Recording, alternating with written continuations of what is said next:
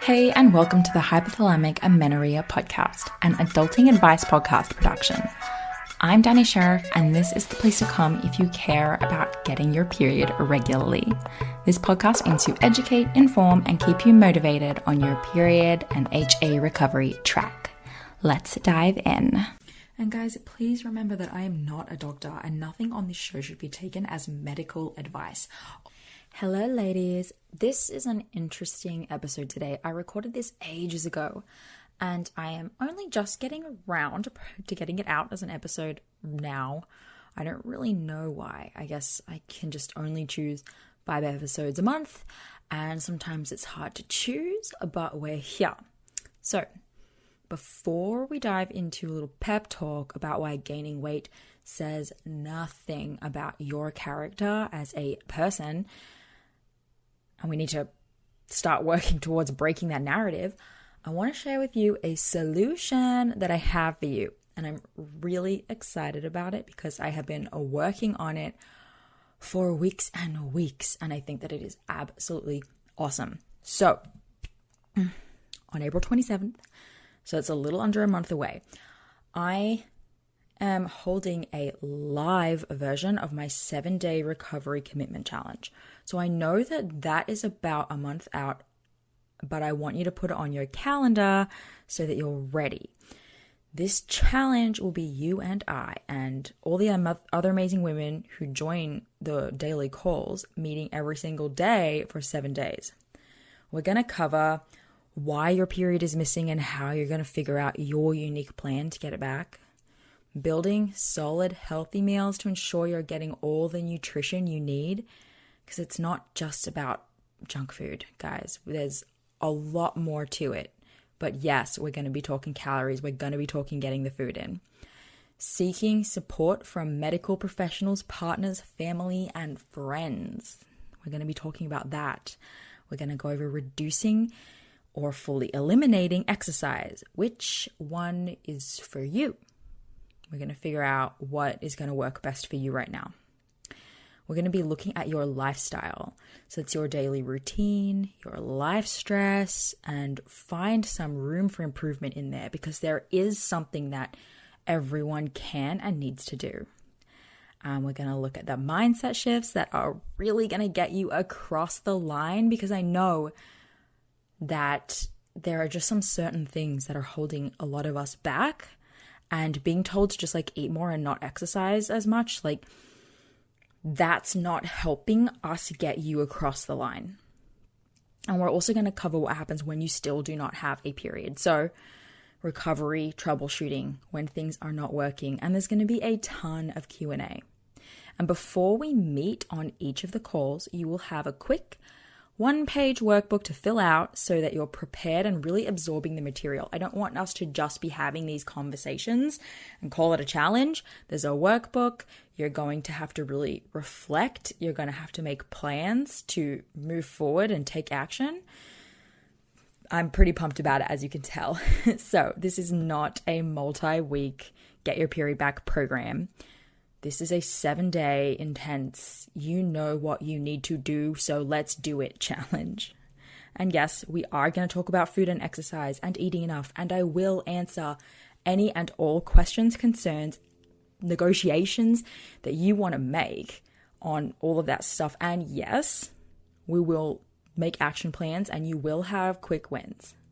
But on top of all of that, we're going to dive deep into mindset, and these are the real mindset shifts, no fluff. If you've ever heard me talking on the podcast about HA and felt like this girl is inside my head, then that is because I am inside of your head. You absolutely need to join me in this challenge if you've ever felt that way at all. And I will be talking directly with you, and you will absolutely get face-to-face time with me. And you can email me in between calls with questions. So you're fully covered there. And we will uncover all of your insecurities around HA and all that good stuff. We're going to work through them, and we're going to get you committed to sticking to the plan, because that is what is the hardest thing for so many of us. I think that we just we know what to do, but we don't know how to get there. So, are you ready? If you're thinking, no, I don't know, I don't think so, and then you go back to pondering if you'll ever get your period back, or if HA is even your problem, then you go and find the next podcast episode to listen to, or the next Instagram account to scroll through looking for answers about HA. Stop. Take a breath. Take a breath. Why in the world would you not do this with me? I'm so excited about it. It's going to be freaking awesome. Yes, I am definitely talking to you. So, it's only 1 week. Yes, there are replays. If you miss a call or your time zone doesn't match up, 100% just watch the replay. And time zones are a weird thing, so I'm playing with it. At the moment, I'm thinking the calls will be 4 p.m. Central Time in the US. But if I get, a ton of people over in the UK tell me like this is way too late or something like that, I'm going to make adjustments. We have plenty of time. So don't worry about that. Head on over. The link is in the show notes of this episode, or just go to challenge.thehasociety.com and sign up now. First of all, I just want you guys to know what I do for you, and that is sit in my office at like 5 p.m. in summer with no air conditioning on or no fan on, and I just record in the heat because that's the best way that the audio sounds. And without doing that, there's like a slight buzz in the background, and that buzz is fine, but it's just so much better without it. So I just want you to know what I sacrifice for you guys. Anyways, I'm on here today because I'm like semi in rant mode. But here's the thing. I recently had another Instagram account post an artwork of mine with a quote that was written in big letters across the top of it. And that quote was like, it said, "Gaining weight says nothing about your character." And of course, that's super logical. And sometimes when I do artwork like that and I post things like that, I feel like it's really silly because you're super connected to a topic and you say something and you're like, everyone's already going to know about this. This isn't new information. And then people really connect with it and learned a lot from it. And you're like, oh, wow, yeah, like sticking to the simple things really helps. So it was one of those. And I felt like everyone's going to totally get this straight away. It's nothing groundbreaking. And then someone commented on it, quote, "Oh, well, it does. Sorry." So, of course, I went to check out, this was all on Instagram, I went to check out who this flawless character is on Instagram. I just wanted to see what a superior human being looks like and how they behave. So I went in and I found that she was a competitive runner.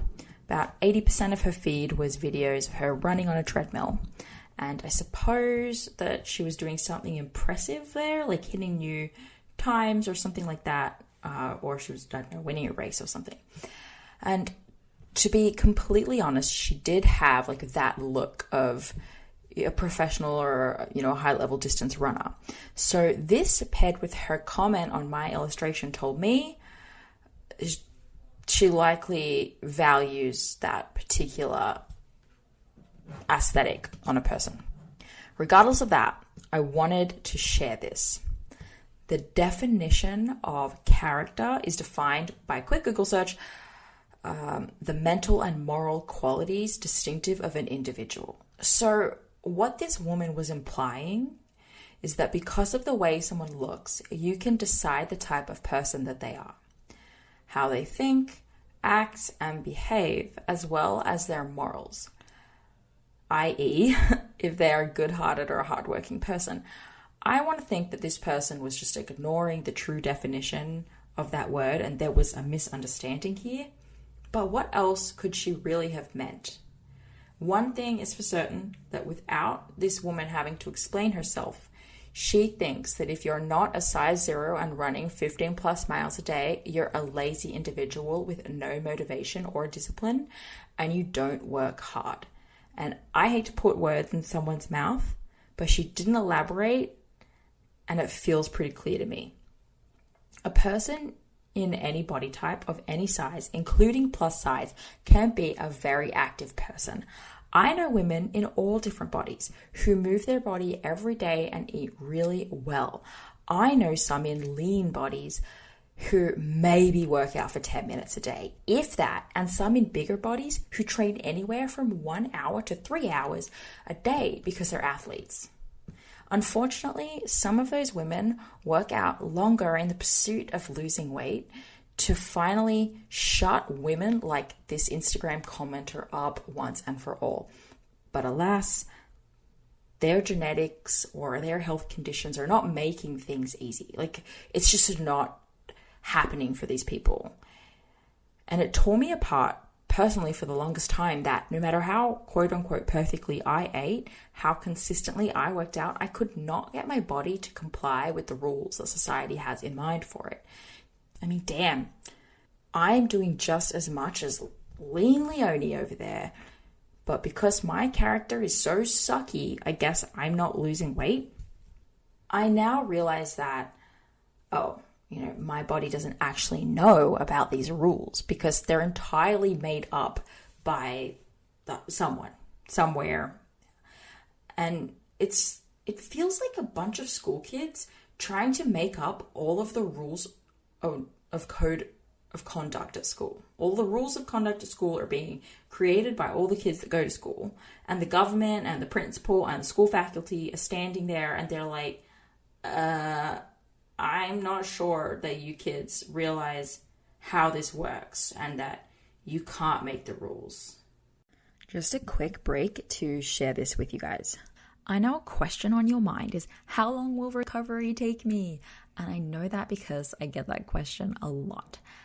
And it's tough because the timeline can be really unknown. And look, I can't give you a magic answer that's 100% accurate. But what I can do is ask you a whole lot of questions to understand things like what your lifestyle is, where your mindset's at, what have you already tried, what are you willing to try and not willing to try, and a lot more questions like that to determine a general range that you could expect. So I created a quiz to help get that answer to you because I was asking these types of questions to girls all the time. So I thought I'd make a quiz. And it's called How Long Might It Take to Get My Period Back? The quiz. So once you go through it and you answer the questions, it will give you not just a time range, but a quick description of how you might be feeling to help you connect with that answer and see it, make sure, yes, like this fits, this feels good for me. And don't worry, these ranges don't have to be set in stone at all. The goal is to allow you to look at the range that came based on your answers and decide, do I want to do this or do I want to speed this up? So once you get your range, you'll also get a few emails from me that week with some important tips that are specific to you to help you work through some of the roadblocks that could be slowing you down and in turn speed up your recovery time frame.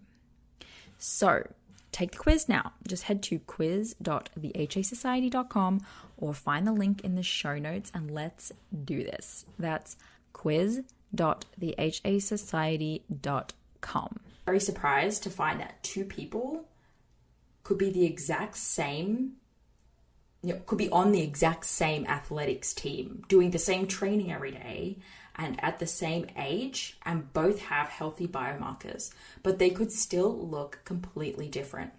We all have judgments of others based on how they look. Unfortunately, we were conditioned that way. None of us are perfect here, but we need to start interrupting those thoughts with, wait, maybe you have no idea what's going on with that person when you're in the middle of making a judgment. I mean, I kind of get that I'm making judgments about this person based on this one comment and what their Instagram profile looks like. And I want to have compassion as much as I possibly can that woman, her life experiences, if I had been through her life experiences, I would be her and I would have her opinions. And so I need to be patient and understand that, it's not like she's been through everything I've been through and has still decided to have that point of view. It's just, I'm a human, and it's really hard for me to hear people, to learn that people are still out there not understanding that, healthy can look so many different ways. So if I were to make a judgment about the woman who made that comment, I would guess that she doesn't have a healthy period, right? I would take everything from my life experience and I would say, I assume she has hypothalamic amenorrhea. She's running all that distance. She's super lean. But the second I think that, I also think, but who knows? For some reason, some people's bodies can handle the physical stress of miles and miles of running a day.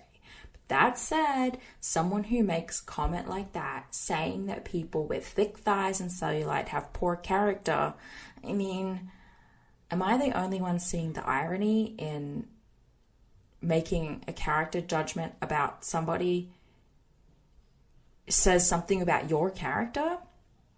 Okay, now I'm speaking directly to you, the listener. I know that you're trying hard. I know that you are a hard worker. I know that you have perfectionistic tendencies and that you would just love to do everything in your power to have perfect health. You are not defined by what your body needs to be its healthiest. You are not defined by your ability to wear certain styles of clothes, have a particular partner in life, win races or competitions, or make a certain amount of money.